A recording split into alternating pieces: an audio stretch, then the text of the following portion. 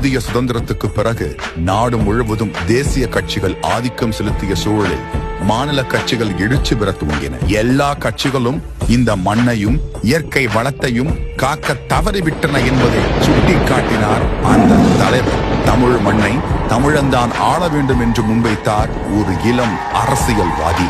இந்த முறை அந்த இளம் அரசியல்வாதி முன்வைத்த முழக்கத்தை அவர் பின்னால் திரண்ட இளைஞர் பட்டாளம் முற்றாக நிராகரிக்க முடியவில்லை. நாம் தமிழர் கட்சி தலைவர் அந்த கோபக்கார இளைஞர் மேடையில் ஏறினாலே போதும் விசில் பறந்து வானத்தை அடைத்துக் கொள்ளும். அவர்தான் சீமான்.